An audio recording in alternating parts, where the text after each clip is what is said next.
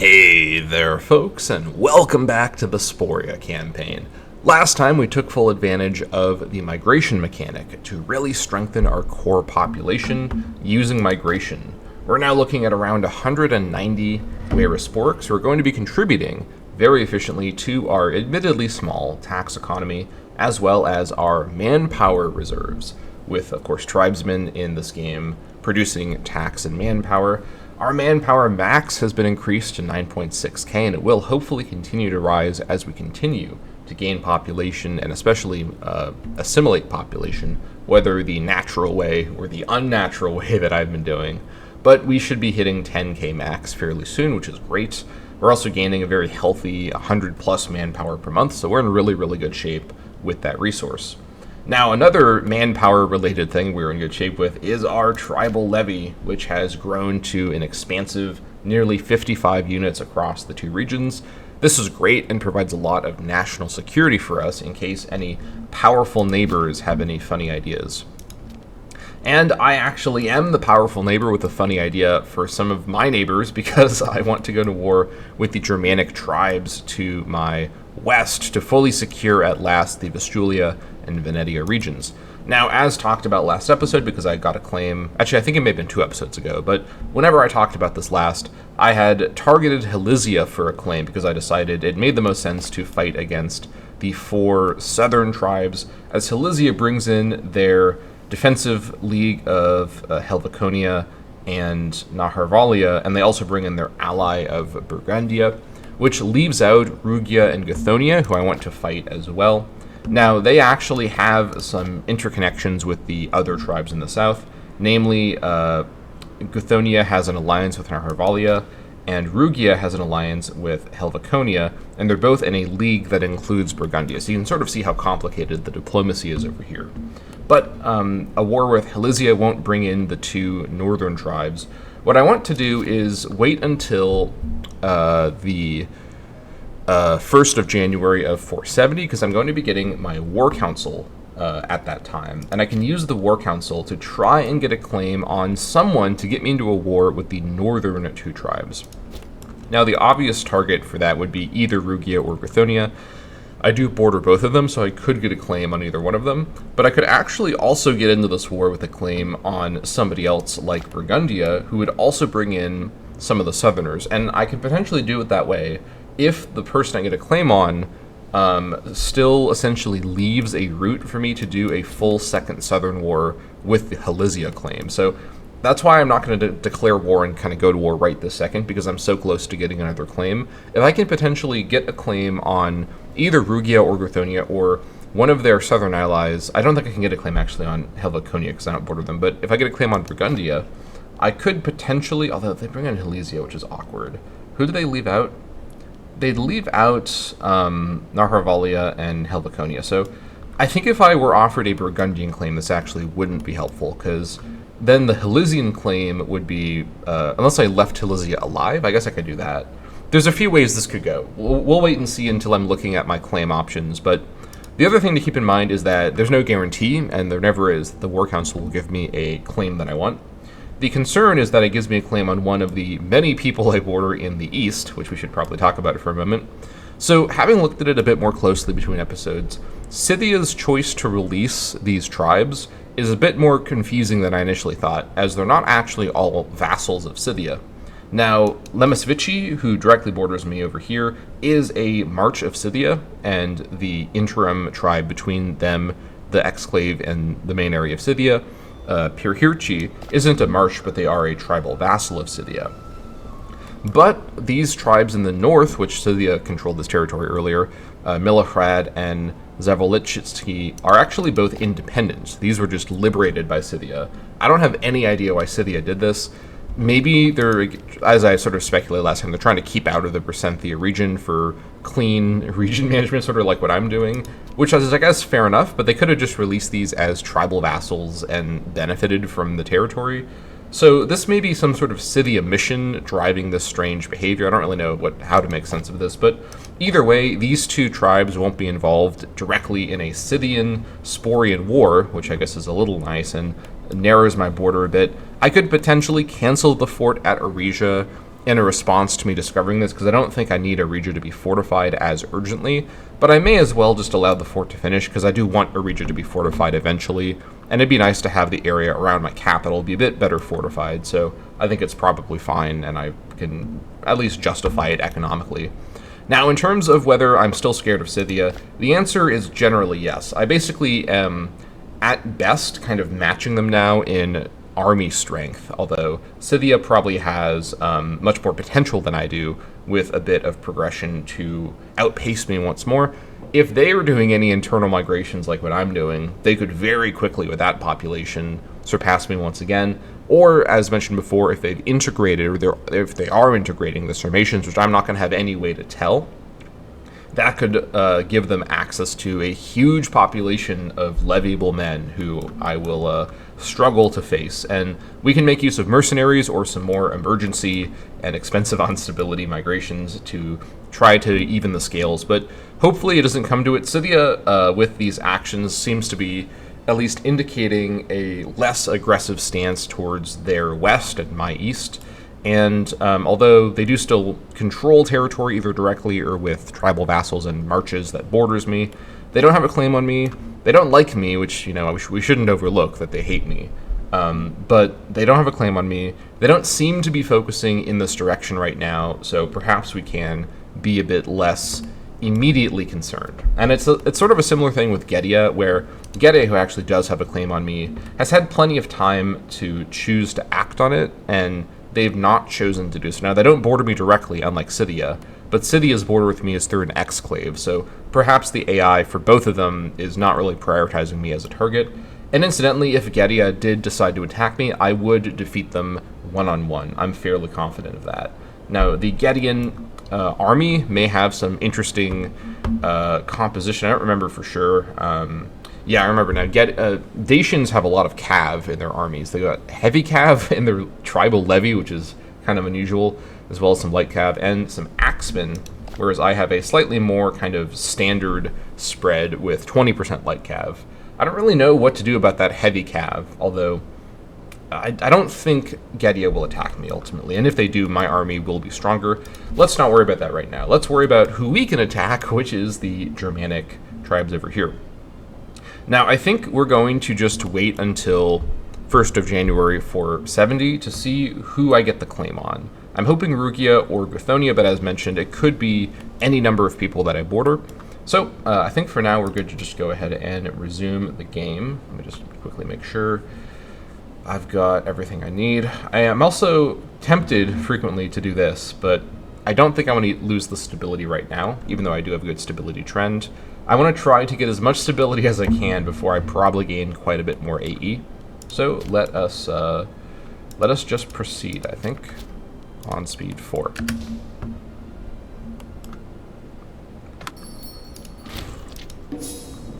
And as our AE decreases, people will trade with me more. Also, my score decreased, which is dubious. Like, what? How is the score even calculated? I'm just perplexed. But I'm very curious who the lowest score person is. I don't think it shows you. Maybe in the ledger somewhere it can show you the entire score list. Maybe it doesn't show you that. That's too bad. It'd be funny if I could maintain my lowest score status, but our Sporia arc has to go on pause once again. Man, where I live right now, the heat wave hitting America is hitting here pretty hard. So I've got AC in my apartment going at full blast, but it's not enough. Our trade connections with Armenia, new ideas have spread to our people.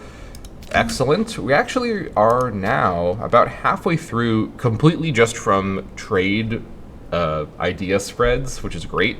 So we'll eventually get advances very slowly by getting those over time.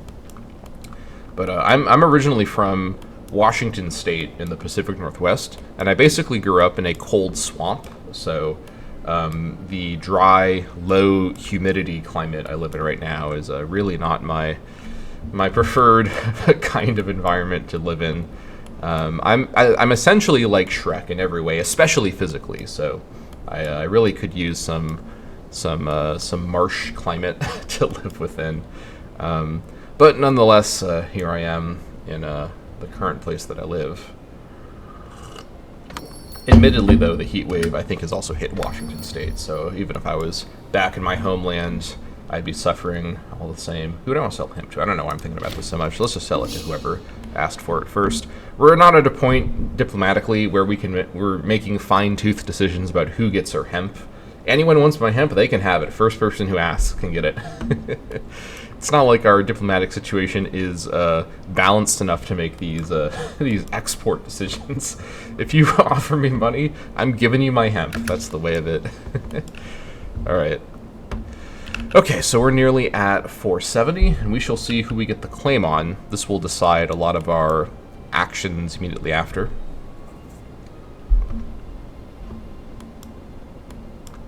All right. Okay, we have ourselves a situation over here. I can't do much about this right now. I can fix this once I have PI to switch it over to harsh treatment. And I will have to do that. I can't do Anabasis, I'm not a kingdom. And unless I get a granary raid, which maybe they could do one, that'd be pretty cool if I could get myself a granary raid right about now. Alright. It's so nice to be back in the Sporia campaign. Whenever I'm not... Oh, here we go. Untiring devotion. Wise Bartus Mantwil Titus is cultivating quite the reputation as a man of decency and honor. Such virtues give our citizens good reason to feel safe, secure, and stable. 3 stability. Very nice. Just in time for the end of the year. Okay, here we go. 1st of January, 470. Let's start with our Omen. Okay, I think we continue doing Sirna for tribesman happiness. I do think that, as we can see here, is having a significant effect on everything. I could actually change one of my gods, although I'm not going to change Sirna, because I'm probably going to select Sirna. Unless there's somebody else here who would be better. Morale of navies, no. Country, same religion, happiness, 16% is actually crazy. Sul Nikos, and the reason I say this is because I'm going to have most of my population be tribesmen, but in doing my migration strategy, while I've been focusing on it making everyone the same culture, it actually, let's not forget, also makes everyone Weira, it makes everyone the same religion. And country, same religion, happiness would be providing 16.46% happiness to all Weira pops, right, no matter of their, class or pop type. So this is actually just essentially double the power of the Sirna god if I'm being efficient. Sirna is better most of the time because I have lots of non-migrated pops who are tribesmen, but this is technically better once I have more of them, if that makes sense. It becomes more efficient as I make my country more efficient. However, is it worth switching to this right now?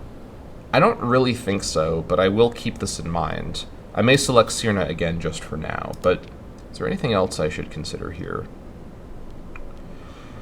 What's my fort maintenance like? It's not that bad. Yeah, it's not that bad. Anything with wages I could do? Switching to Putokos, which I think I've mentioned is a goal before. I think this is actually something I should switch to, because also getting monthly ruler popularity gain Omen would be nice to have as an option. Oh, I forgot about these ones down here. Menescios? Oh, I have no other options for that one. And then probably over here. Oh, I do actually have... I think I mentioned this a long time ago, that Perunos would be long-term better. And I think that that's true. I think having Civ change Omen is also really strong as a migratory tribe. I'm not going to have a lot of access to Civ sources. I think switching right now... This is 15 stability, right? Yeah. I can't justify this right now, but I think I will start preparing to switch over Zijinkos to Perunos. For now, let me just select, let's see. Should I go for Vilkos just to be safe? If Scythia had a claim on me, I'd probably get Vilkos just to be safe, but with no claim from Scythia. Now, they could get one from their mission or from generating it, or from their war council, It could happen. And right now, I I think I have a lot of places that are near the edge. Let's keep the happiness going with Sirna. Let's keep it going with Sirna. No need to second guess a winning strategy. Let's just keep it all going as it is. Okay, having done that, let's go ahead and get our War Council underway, unless I want to switch out any of the characters. Although the War Council is just going to call on all the chiefs, so it wouldn't really matter. I think we probably keep everyone where they are, but let me come back to this after we do the War Council. Let's see what our options are. Alright, War Council assembles.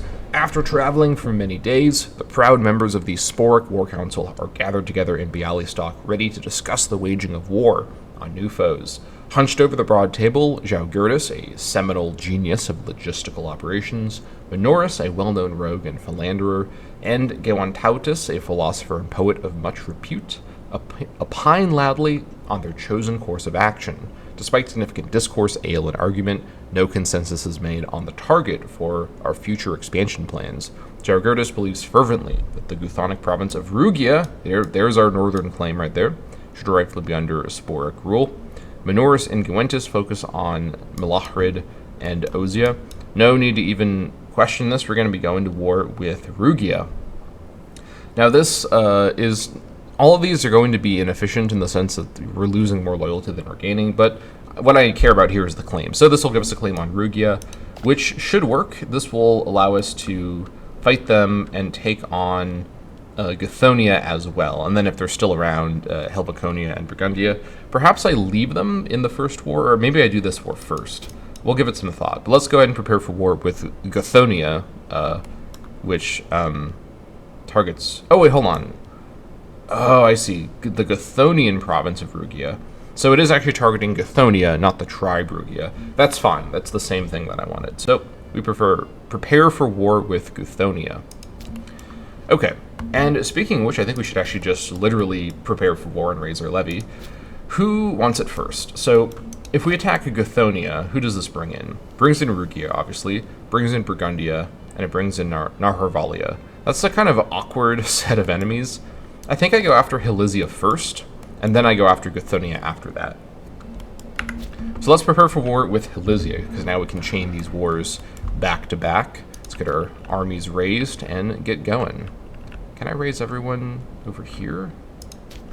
I actually can, okay. Impressive. What about over here?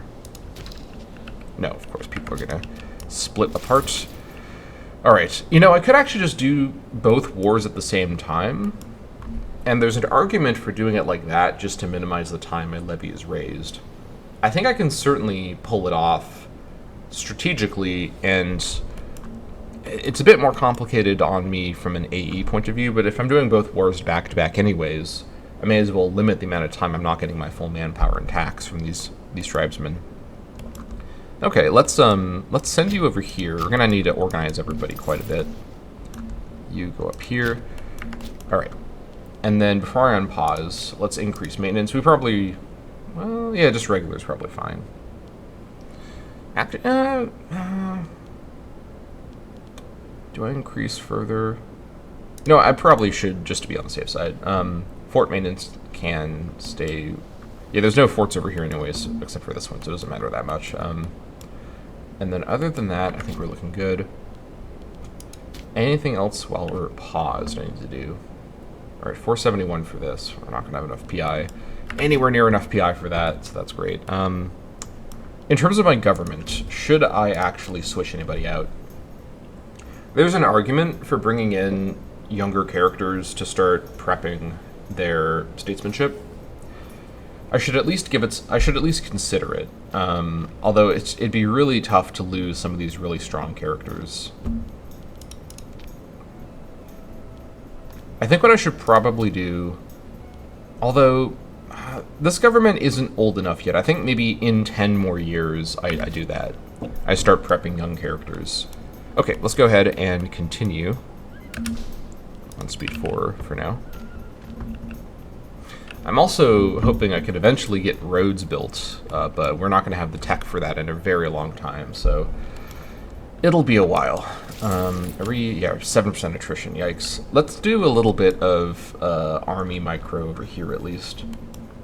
So, let's see.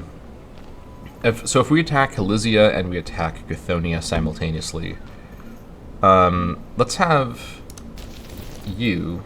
Where's my button? Oh, you're not connected. You just go over there, and then you're gonna go for Helizia, assault it, and then go to Marsignia and assault it.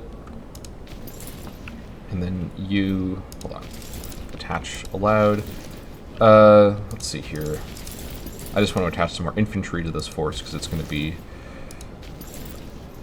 3 supply trains is a little much for this force. All right, 7 infantry. That's not quite enough for my plans here. Let me send all the infantry with it to support. Okay, now we've got 7, 8, 13 infantry. Let me also send all the infantry with you to support. So that's now 18 infantry.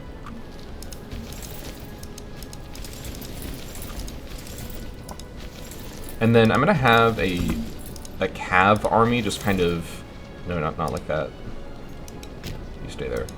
Just kind of operate independently as a reinforcement army to come in as needed. There we go.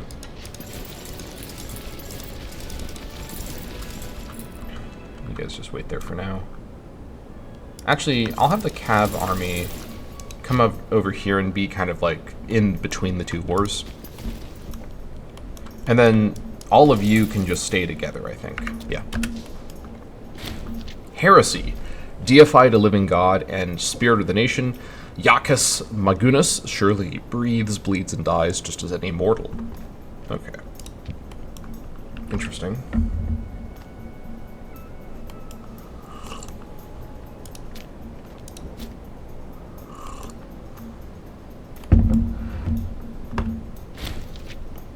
Fortress in Arisia is done.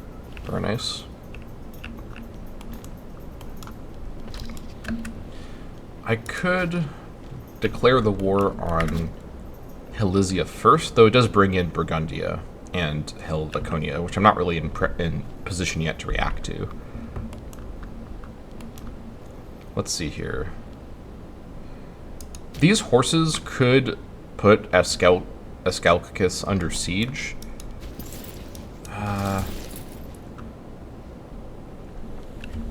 That's probably safe for them to do. Yeah. I think so. It could keep Burgundia from raising, which would be quite valuable. So let's just keep waiting. We're going to have to wait probably 1 or 2 more months for everyone to get here. I wish I could just raise them on spot, but as a tribe, a lot of them just raise at the capital, which is very much in my east. So it is what it is. I think we go with this army for Helveconia first. Yeah, that will be the goal there.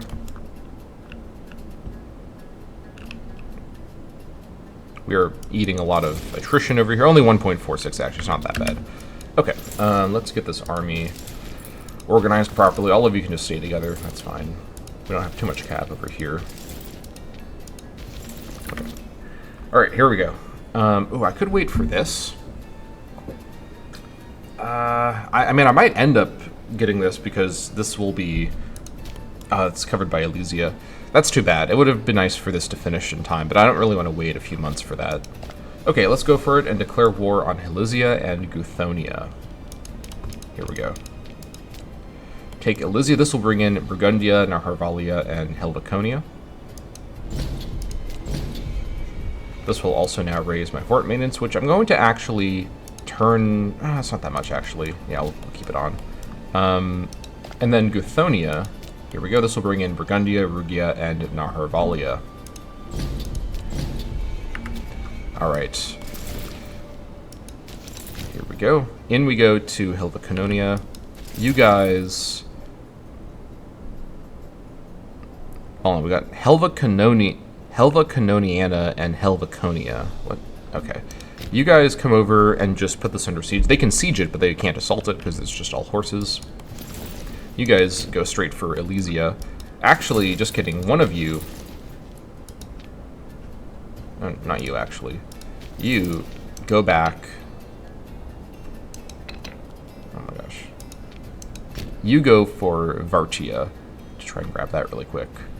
This force, well, Actually, all of you go for Vartia together. That's probably the safer way. I'm being a little overcautious, but I've been caught off guard before, so let's play it carefully. Let's go on speed 2. Oh, alright, we're gonna get a stack wipe. I didn't think they'd raise here, but that's fine. This will be... Yeah, it's archers. They're gonna get... Archers are weak against light cav, so we're in completely fine shape here. Stack wipe to start things off. Always a good start. Stack wipe over here as well. Okay, yeah, we're completely fine. I don't know why I was even concerned for a moment.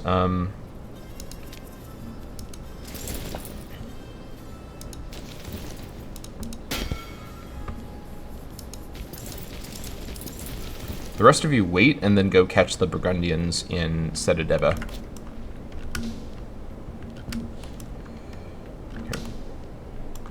Okay, they're just going to stay there. That's fine.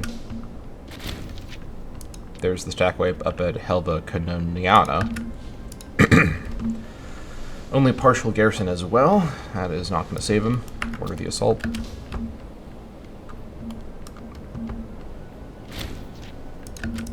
Order the assault at Elysia. 39 assault power. Wow. Sacking of Helva Canonia. What do we have over here? 6. I don't think I need the money from sacking, and these pops, though not very useful for me, will be useful as migration pops, so I shouldn't really almost ever do anything more than gentle looting. Alright. You guys now, let's see here. Where to next? Let me go ahead and head for Rugium. There's so many capitals around here. I'm going to split away these 4 horsemen, as it were, to Campania, but everybody else go towards Rugium. And I'll stay kind of near my borders in case I need to recover, but I think we should be okay for one more assault. Sacking of Elysia. Alright, just to double check. Oh yeah, gentle looting for sure. Can we catch these guys? No. I have no cab either. That's fine. Head for Marsignia. Get this under control.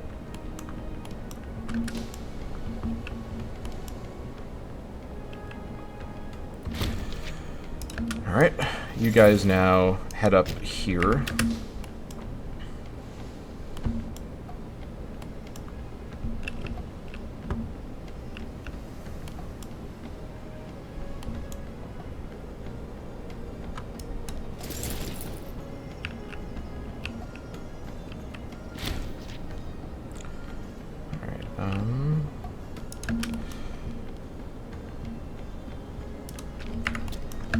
Order the assault here.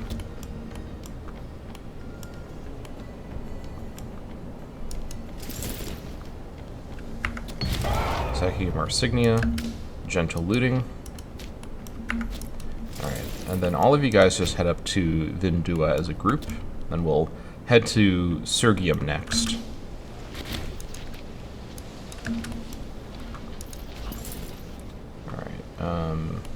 You guys head over... Oh, I can't reach it with the fort coverage. Where should you guys go? You guys... Oh, no, we're going there now. I can go through here? Oh, because of my borders right there. Yeah, their forts are so tightly packed, I have to kind of work my way through them somehow. You guys just stick with the army for now, and then once we assault this, I have room to go over here. That's fine. Actually, because I can go around this fort, you guys go straight up there, and then we'll get this stuff with the cav. Or I should just go get this with this army. Yeah, that would probably be best. Then we'll split off the cav to go to Vindua behind them. That's fine. Let me wait for the monthly tick and then do an assault with this army. Also, the extra forces here may... won't affect the assault power, but it may help the morale after the tick. Alright, slightly more substantial Naharvalian force, but not too scared. They're probably just going to siege this and be stuck down there. It's fine by me.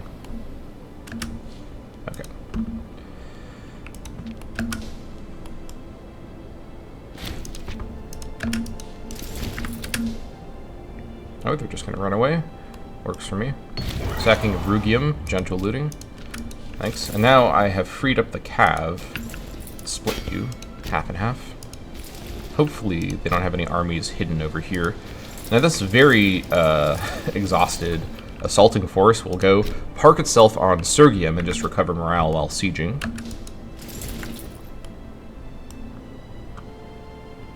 I'm playing risky here, but what do I have to fear? Apparently a little bit, but this is 1 archer, 2 light cav, even crossing the strait I think should be, or crossing the river, should defeat it handily. Will they run? Okay, they think they can stand up. You ever tried to shoot a bow and arrow at an incoming horseman? Even over a bridge, it's not going to go too well, so I think we're fine.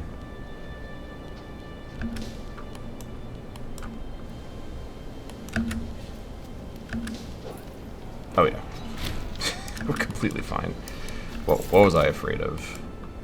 Should not have had fear in my heart in that instance. We do have some naval activity in the Baltic Sea. Interesting. They're gonna blockade me, I guess. I don't have any ports actually, so they can't blockade me. Ha! That's some 5D thinking right there.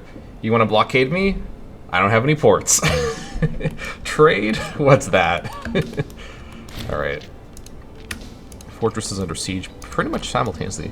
We just got the tick as well. We're kind of running out of steam here, but I think I can probably do it. Let me give it 1 month of recovery. Things over here are also a little grim. Numbers-wise, I should be fine. It's really the morale. I have really good recovery. Let me give it 1 month of recovery, and then we can probably close this out without too much trouble. Actually, this one here now should be... there's no rush. Let me just give it a month of recovery. No, because if I have to wait after that, it'll be way longer. You go join this army. So yeah, no rush here. We can do this in... what's the month after August? September. We can do it in September. Alright. You come back around like this. Actually, here's a... Oh, this is... I thought this was uncolonized. It's Simnonian land. You come around like that. Rome, what's my grain? Common Rome request. Yeah, alright. Rome's just ravenous hunger for grain, I see, is starting already. It's only 470. Alright. Oh my gosh, yeah, no wonder they want my grain. They have to feed all the Italians. Alright. The pasta economy is booming, it seems.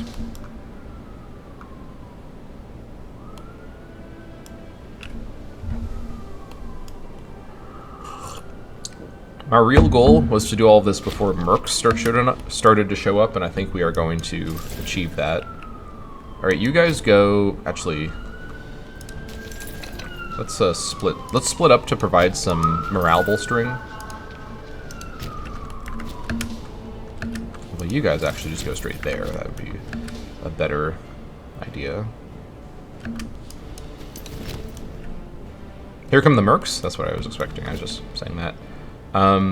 Let's also wait for the ticks in case I get breaches, which would be amazing. Water shortage, supply shortage. Okay, I'll take it. That is close enough. Let's do the assault. What about you? Yeah, that's close enough.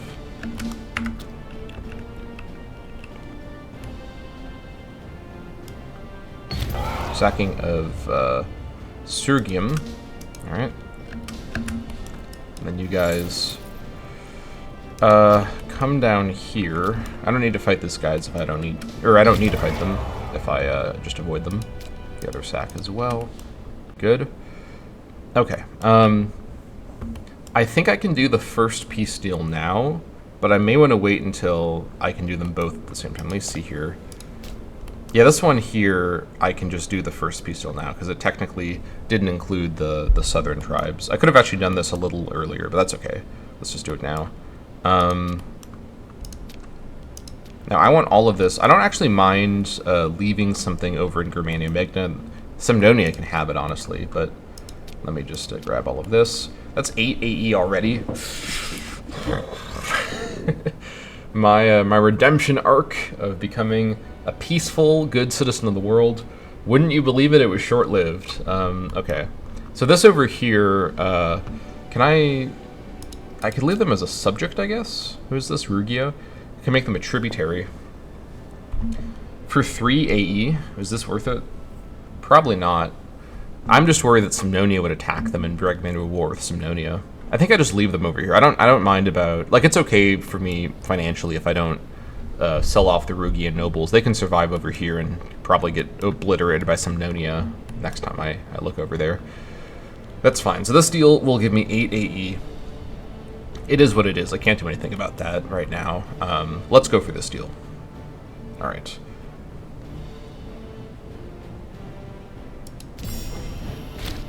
All right, the Guthonic Elite I did take. Let's go ahead and improve. Well, do I need that right now? Kind of not. I have a lot of money from commerce right now. Shedding 0.5 AE would help a little. It's only about a month of AE loss, though. A little bit more than a month. I think this is the most efficient option, honestly. I don't need more popularity. The AE loss won't really make a big dent. And this would be worth probably 100 plus gold. So, yep, imprison their leaders. Oh? Oh, forgot about this. Let's come back to that later. Okay. No, these mercs are actually from one of the southern tribes, so that's fine. Let us close out the war down here. This will also prevent 2 more sets of mercs from coming in and causing me trouble.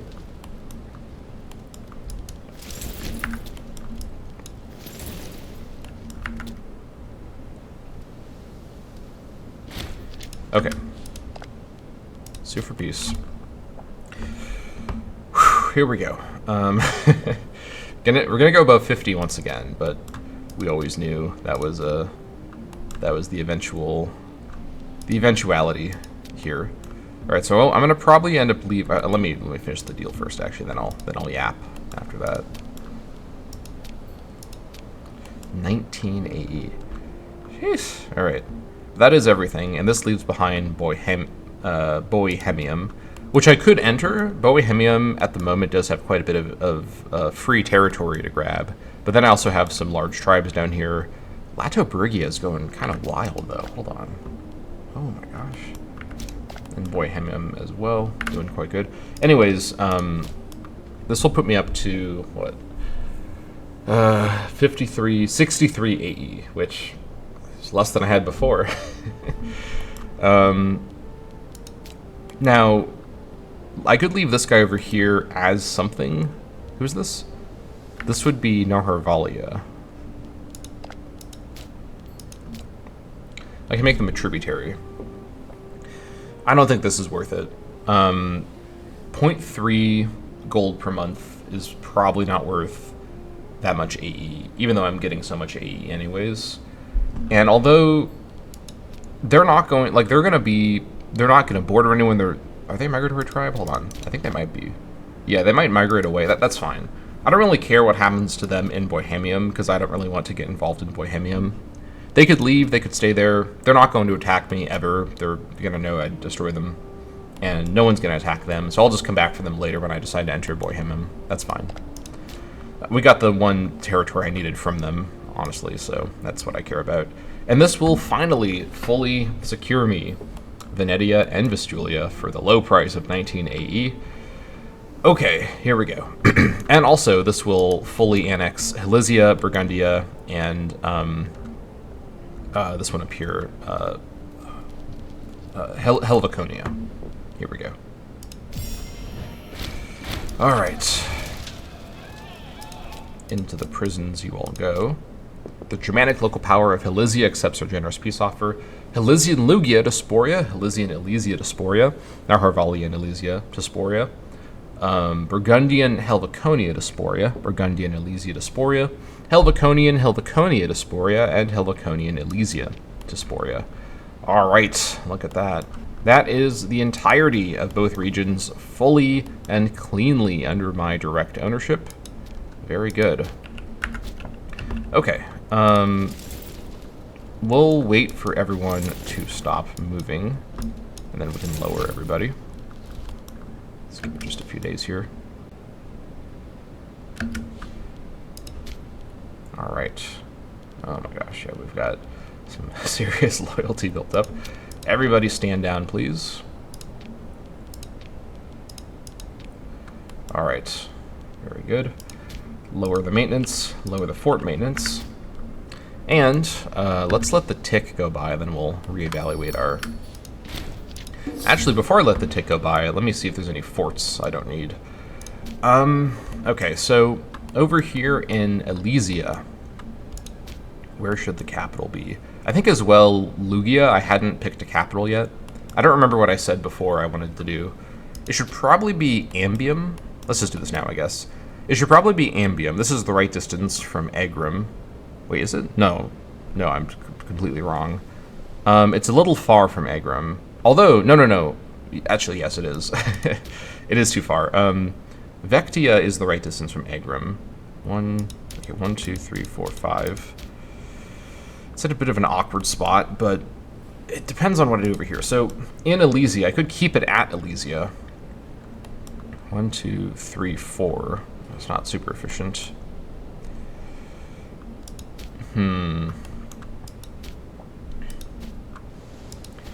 Vistruliana, this can probably go. Yeah, I think this can probably go. The capital could be Rugium. There's a few other options too. Lemoviana is a pretty good option. 1, 2, 3, 4, 5, 6. I have a lot of territory to manage here. I need a moment to kind of think it through.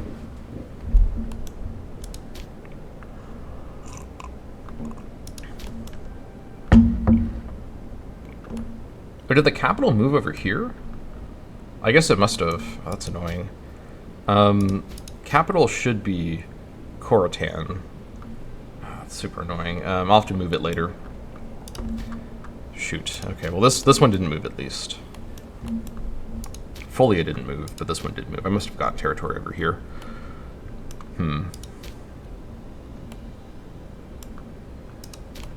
Yeah, that's annoying. Let's see here.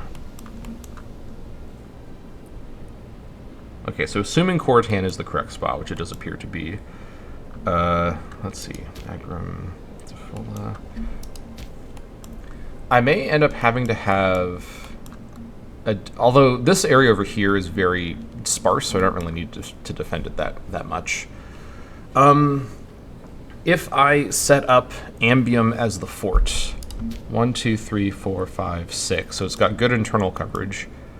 I lose out on a grain farm, though, which I shouldn't overlook. Alternatively, Amulua, oh, this is actually kind of good. 1, 2, 3, 4, 5, 6, 7. And it's the right distance from Egram. I think Amulua is actually the better spot. Let's move the capital over here and settle it. Also, I don't mind losing leather compared to wheat. Yeah, this is a... You know what? This is also incredibly covering... It's got fort coverage next to Coratan. Yeah. This is the spot right here, yeah. Okay. We're going to move it over to Amulua. Or, sorry, Amelua. So we're going to 35. That's fine, we'll deal with that in a moment. And then we'll fortify it, perhaps in a moment. We'll come back to that. Up here, there is a fort at Elysia. Elysia is the right distance from Amelua, so we shouldn't necessarily overlook it. Plus, it's the name of the province, which I like sometimes. Although it is Woad, I can probably lose. Any better spots over here? So Elysia would work with Amelua. Elysiana would also work with Amelua. And this is a slightly better territory. It's forest, so it's better defense. Setadava would also work with it. This should be a farm. So Elysiana or Elysia. 1, 2, 3, 4, 5, 6. 1, 2, 3, 4, 5, 6, 7 actually, okay. Versus 1, 2, 3, 4. Wait, no. 1, 2, 3, 4, 5, 6. Once I have this. It's a little awkward to not have Elysia be the location, but I think Elysiana is a technically better spot. Yeah, I think it would be. Yeah, it would be. Let me move it to Elysiana. It's just so... This is already fortified, which is so convenient. And it's the name of the province.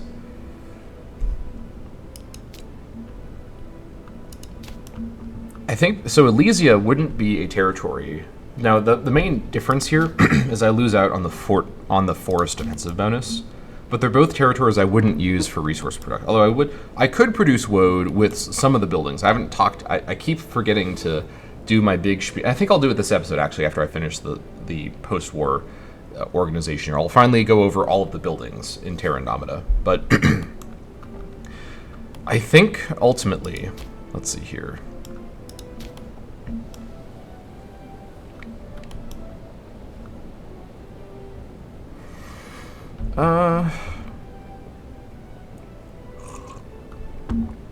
I think Elysiana is just the better spot. Plus, it gives me better fort coverage options in the north for whatever I do up here, which is nice. Let's move it to Elysiana. And this fort can go. And this fort can also go, accordingly. Okay. Then up here, we have a port. That port can go. We don't need any ports, as can this port. Get out of here. Boats, not my campaign. Okay, so we have now some options up here. So the province namesake, actually, that's not quite right. This is the province namesake here, Helveconia. This is close to Elysiana. It's actually not close to Elysia, for what that's worth, but it's also a farm spot. This place here would be a little better. It's also on the river crossing, which is convenient. Yeah, that is a very strong spot. 1, 2, 3, 4. Not good on tile coverage, but it's in a strategically good spot. It's also the name of the territory, or it's near the name of the territory. It's also the distance from Elysiana. Alternatively, Carinia. 1, 2, 3, 4, 5, 6. It also covers the... Yeah, this is actually better because it covers the fort crossing while having more territory, because it still is in the zone of control. So Carinia would be pretty strong. Alternatively, I could just keep it where the fort is at Surgium. This is pretty strong. Oh, this is a really good spot. 1, 2, 3, 4, 5, 6, 7. And it covers a fort crossing into my actual, like, over my border, which is great. In fact, this might be... it almost covers this northern one, too, which is amazing. But I could just leave that uncovered. Oh, it covers two ford crossings. The one by Brigantia would be covered as well. Folks, I think I've made my choice. We're going to keep the fort here and move the capital here. All right. It's also the right distance from Elysiana, and it would be too far from Elysia, so my choices are vindicated. Gotta love it. Okay, up here, I may just build a fort here, or I just may not bother. I may fortify it over on this side when I have that, but for now, a gap in the coverage at least tells me where they're going to go. As for where it should be up here, Lemoviana is pretty strong. It's forest, it's hemp, so I can lose it. 1, 2, 3, 4, 5, 6. It doesn't cover the fort crossing, or the ford crossing, or the river crossing, but this is in the middle of my territory, so I don't know what, like, it covers the way to it, so it's fine. And naval landings will just go around me anyways. Let me lose this fort now. Yeah, this is a good spot. It's the right distance from Surgium as well. And it also lines up with the river. Yeah, this is the spot for sure. This is the spot for sure. This will put me down to 33, which I'll have to then deal with. That's fine. Okay, Rugium can go. Okay, so should I build some forts here? Perhaps I should. I don't think I need to desperately, but I've settled on my spots at least. I'm happy with that. I don't have the PI to do too much, so let me wait until I have more PI. But yeah, let me now go ahead and finally do a overview of the buildings in Terra Indomita. I haven't done this yet because I just haven't had the economy to really do a lot of building micro. But now that I fully have my 2 regions, I feel it's time to discuss this. So let's look at Bialystok. So obviously forts work the same as in vanilla. 5% reduced local manpower, 1 fort level per fort, 5% fort defense, and 2% local civ level, on top of the strategic effect of forts that we are all very familiar with. Barracks, 25% pop capacity, 20% local manpower. This is actually going to be a very strong building to build in a lot of my miscellaneous territories that I stack tribesmen into to really maximize my manpower. Though it does give Freeman desired ratio, so perhaps not. But local civ level, cohort starting experience, pop migration speed reduction, that's the passive migration, of course, and Freeman happiness and local Freeman desired ratio. So actually probably not barracks. I'm going to really focus on tribesmen in this campaign. Colonia, local unrest reduction, and increases pop promotion, demotion, conversion, and assimilation speed. These are not efficient in this campaign when I can do migration, so and this is what I'll do as well, is instead of necessarily reading everything about every building, I'll focus on strategically which buildings will make sense in this campaign and where they'll make sense. So forts, they make sense in the normal way I make sense of forts. Barracks, no. Colonias, no. Council of Elders, yes. Tribesmen output, tribesmen happen. 20% tribesmen output, holy shit. Local population happiness as well. This is crazy strong for this campaign. Absolutely yes. And this will be a strong building to build basically anywhere where no other building is better. So this is going to be one of my default options, because this will just give me the tax and manpower of tribesmen directly from them as output. Market, yes, for base trade route maxing, though I'm not going to have that much of that without cities, so perhaps situationally, but sort of maybe on markets. Mine, yes, where it makes sense to build mines, or I'm allowed to build mines for obvious reasons. Enclosures are the equivalent of mine, though I think, are they a little weaker than mines? They're the same as mine, so this is for like livestock and stuff. And I think these are better than farms for resources that use enclosures. Ports, situationally, whenever I need them. I don't really plan to do much naval stuff, but you never know, and I may need to transport units, so perhaps eventually. Tribal settlements, this is also a very strong option. So let's compare it with Council of Elders. So Council of Elders, you get extra happiness, you get the slave for local surplus reduction, which I guess could be nice, although I wouldn't stack slaves if I have tribesmen there. We get more desired ratio. Yeah, that's the main difference. So Council of Elders gives me less output but more ratio, which is probably worth it. Now in a settlement normally, what's my like kind of generic settlement looking like with ratio? I actually do want to reduce the slave ratio. Yeah, that is worth doing, absolutely. So, yeah, so I think ultimately the extra output from tribal settlement is quite nice. And the reduced citizen desired ratio actually would be helpful though, wouldn't it? It actually would be, okay. But is it less helpful overall than local tribesman ratio? It would be better overall, but it's still a little good. Yeah, I think Council of Elders is... So essentially, if I'm just focused on having tribesmen, tribal settlement gives me more pop capacity, although that's probably not going to be generally a big issue. I think ultimately Council of Elders is a little better. I get more to tribesman desired ratio. Local happiness increases nice as well. Yeah, but these are both strong. I could sort of consider later mathematically which one's better. Although, now that I think about it, I think a 10% change in output is actually probably a big enough deal, and they're going to be at the happiness cap once they're min-maxed, once they're migrated, and they're in my culture and religion. They're going to be near the happiness cap at least. I think tribal settlement might be a little better ultimately, but let me come back to this later. They're both really strong. Crafts Workshop, this is citizen desired ratio, so that's no. Reservoir, free of desired ratio is a no. Nomad Camp, this is actually pretty interesting. This is just kind of generically good. Local civ level 5% is pretty impressive, but maybe, this is a maybe, sort of like markets.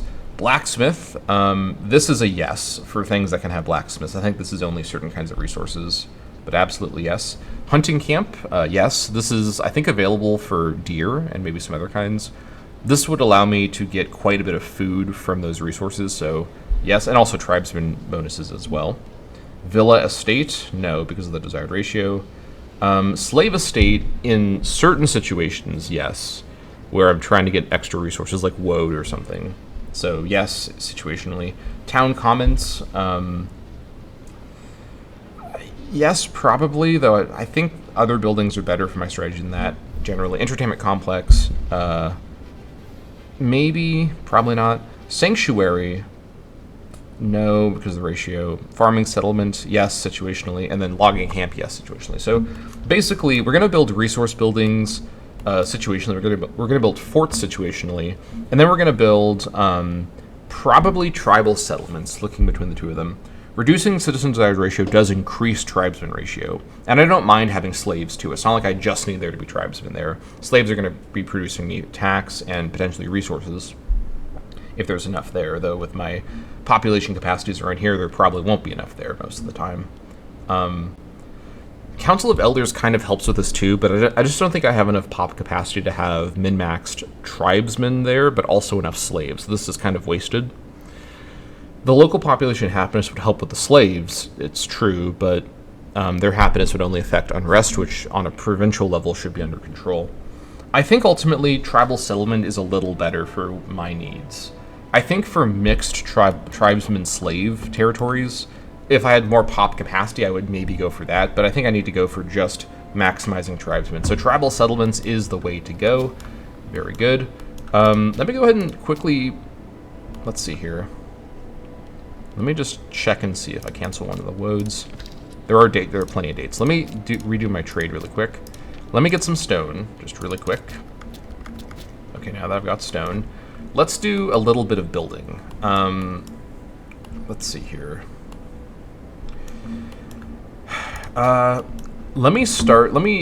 Actually first, let me make a ton of money first. Let's see, sacrifice.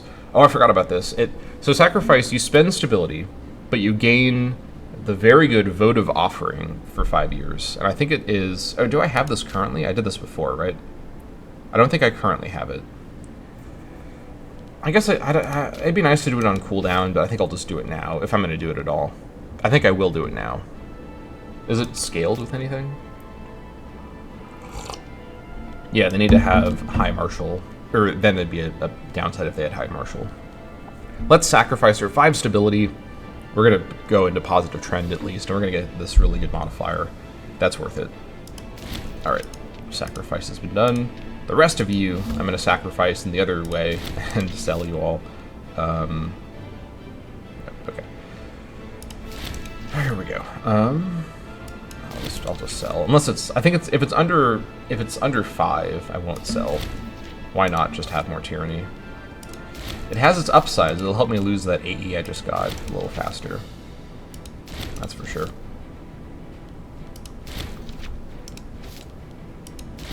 All right.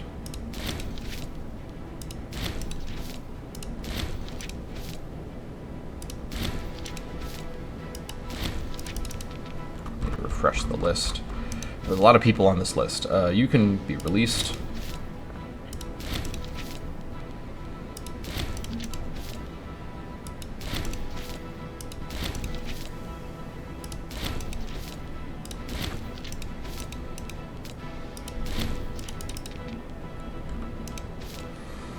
Okay.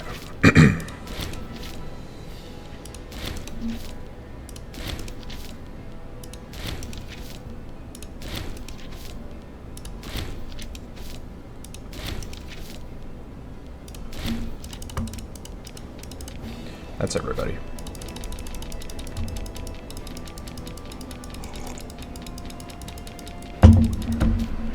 Okay, we're at 56 tyranny, which is helping us with negative 0.56 AE change per month. That's pretty good, which will keep us just barely with a little bit of stability.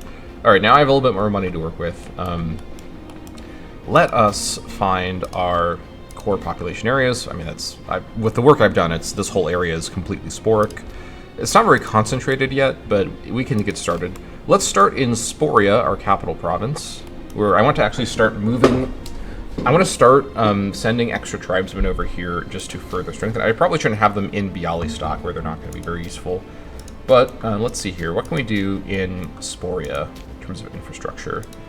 I don't really have... Actually, I do probably have some slaves I could send over for, like, resource things over here. Although, should I do it in the south where I have better finesse governing? Maybe I should, actually. I think it's fine for now. Let's just start improving things from my capital outward. And then, yeah, because eventually we will have different finesse on the chief anyways. Let me think about this for a minute. This is mostly from commerce, as in like imports or exports. I mean.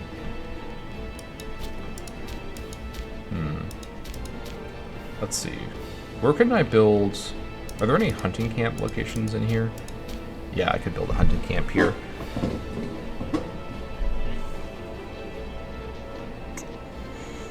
I don't have any food issues. We do have a mine here right now, actually. Okay. Farm here. Hunting camp, I could build over here.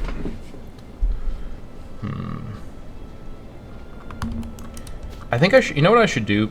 I really should, even though it does cost me in maintenance, I really should build forts in places that I think I will have fighting. Let's build a fort here. Let's fortify Elysiana, and you know what? We should probably fortify Emoelia as well. No, this will move. It is fortified, just in the wrong. It's in the wrong spot. Any forts up here that I should build? I don't think Ozia or Kairotoya will attack me.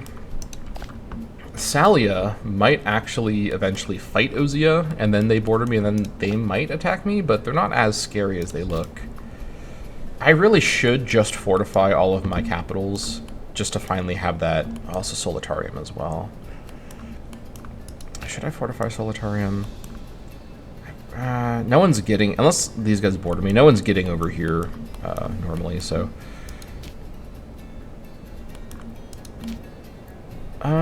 What's my fort coverage around the coast? They can get in. Even if the fort up here, they can get in. Yeah, that is an issue with my setup here. But if I'm being navally invaded, I'll have to deal with that anyways. I think having forts over here is smart, in case any Germanic tribes try to attack me, but other than that, I think the north is fine to leave unfortified for now. So let's use the rest of our money for infrastructure stuff. Let me get some resource buildings going first. I'm mainly an export economy right now, and I should probably build them in places that have a lot of slaves right now. Let's see. The slaves are just kind of all over. Oh, there's a lot of slaves over here, actually, in Makate.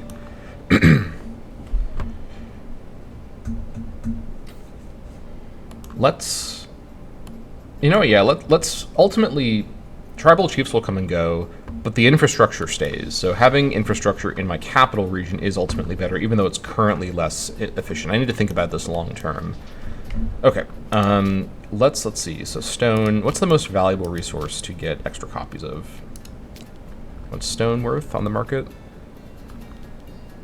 So wood is 3. What's stone? Is stone 3?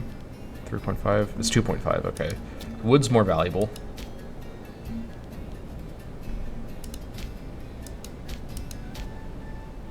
What can I build a blacksmith for? Hold on. Is it for, like, base metals?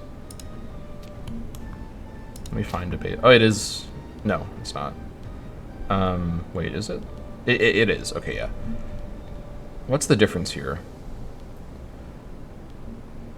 Pop migration speed reduction is not there. It's just a better... Oh, wait, no. Slaves needed is reduced. So it makes the tile better. It doesn't have the pop migration speed malice. But it has... I don't care about that at all. The slaves needed is what matters. So mines are always better than blacksmiths. Okay, that's fair. Speaking of which, so there's already a mine. We could build a farm here. What's vegetable selling for? 2, okay. So the wood's so far the most valuable thing. And I have, I think, 2... Yeah, let's build logging camps. Also, 6 less needed is really good. That'll bring us down to 11 slaves needed for each. Let's, you know, maybe we can get enough slaves somehow, but let's get those camps set up here, those logging camps. I could build a mine here for stone. You know, I may as well. Who needs money in the Sporia campaign? All right, and now let's go ahead and cancel the stone trade and bring in dates, most likely. Yeah, let's bring in the dates. Trade with the trade with Egypt. Egypt's gonna have stuff for me more reliably. One more. What do I get? What did I have before? I can't remember. I could just trade in gold for value. No, I think it was trading in woad. Yeah, I definitely want to have double woad. All right, let's bring the woad back in from who? Trade with Yang Kai? Okay, I'll do it, I guess. That's fine. Pretty good economy situation, all things considered. Let's let the monthly tick go by. Oh yeah, we are looking solid. Here's the Rugian mercs. Rugia survive, so they have to keep paying their mercs, which is hilarious. All right, things are looking good. Things are looking good indeed. Our Harvalia's armies are all awkwardly black flagged out in my territory. Nice. Okay, I'm pretty happy with how that went. We do have some internal problems now. Amadokia I will actually force into harsh treatment. Has to be done. It's barely just like helping it, but once our stability increases, that will get better. And yeah, that is our core territories finally unified under our dubious misrule. But in terms of where things go from here, I think I want to continue reinvesting into my territory a little bit. I have more population I can use for migration fund, and I may bring more migrators now, not just in those areas, but bring extras over into my core area to give myself more population. I also need to manually move a lot of slaves over to fill up some of these resource buildings that I'm building and that I currently have. Lots of work to do here, but ultimately my economic strength is going to come from my exports, which I'll need to get the slave micro up and running to get set up here. So lots of stuff coming up, but that's going to be it for this episode of the Sporia campaign. Thank you all so much for watching, and I'll see you all next time.